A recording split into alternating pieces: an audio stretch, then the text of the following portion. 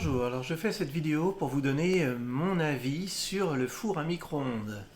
Alors déjà, un aliment, il a toutes les valeurs nutritives à partir du moment où on ne l'a pas modifié. Plus on va le modifier, plus on va le chauffer, plus on va le détériorer, moins il aura de valeurs nutritives.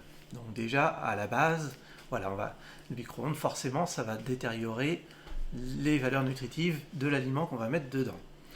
Alors deuxièmement, un micro-ondes, ça émet évidemment des ondes et c'est pour ça qu'il est équipé d'une cage de Faraday pour éviter que les ondes partent à l'extérieur. Cette cage, elle doit être efficace.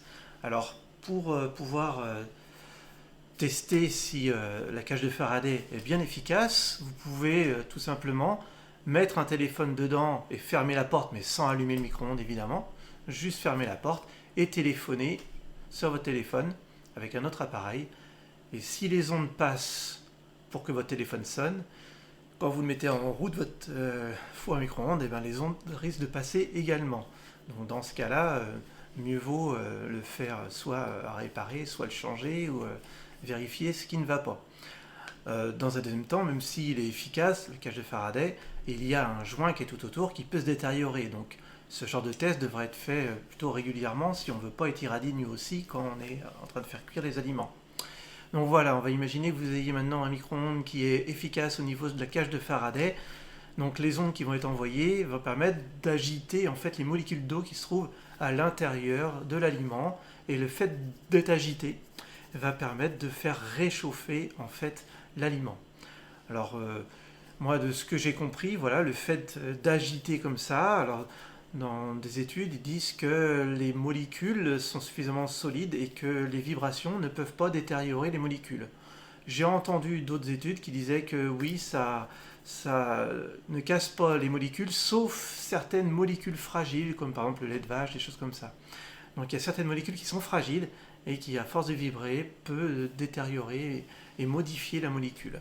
Donc voilà, ça a creusé, mais bon, par principe de précaution.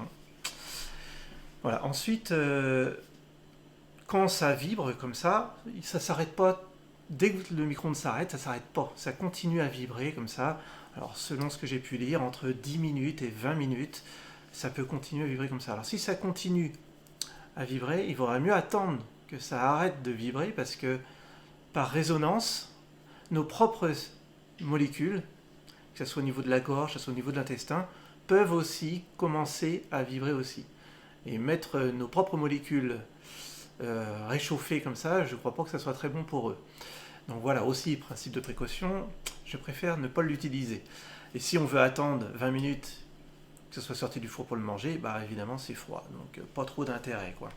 Donc moi voilà un peu mon point de vue sur le four à micro-ondes. Après, en faisant des recherches aussi, j'ai vu qu'il y avait il y avait une étude qui avait été faite par un certain Hans Hertel, qui était diplômé de sciences techniques de l'école polytechnique fédérale de Zurich, et qui avait fait cette étude, et en conclusion, il avait mis la cuisson par micro-ondes modifie les structures nutritives de telle sorte que les changements se produisent également dans le sang des participants à l'étude. Donc voilà, ils ont fait avec deux types, deux groupes différents, ceux qui mangeaient sans micro-ondes et avec micro-ondes, et ils ont vu une modification au niveau du sang de ceux qui avaient consommé des produits micro-ondes. Donc voilà, après, c'est vrai qu'on peut toujours entendre plein de versions différentes. Moi, je suis plutôt d'avis à ce que quand il y a une certaine technologie qui arrive, eh ben, mieux vaut ne pas l'utiliser tant qu'on n'a pas vraiment des preuves scientifiques que ce n'est pas dangereux pour la santé. Et ces études, pour moi, ne devraient pas être financées par... ça devrait être indépendant, quoi. Ça ne devrait pas être financé par les personnes qui veulent avoir tel ou tel résultat, évidemment. Il faut vraiment une étude qui soit faite sans avoir d'intérêt pour tel ou tel groupe. Donc voilà, c'était mon propre avis, vous en faites bien ce que vous voulez, mais mon avis sur le micro-ondes. Et je vous souhaite une très bonne journée, et n'hésitez pas à mettre des commentaires si vous le souhaitez. Allez, au revoir.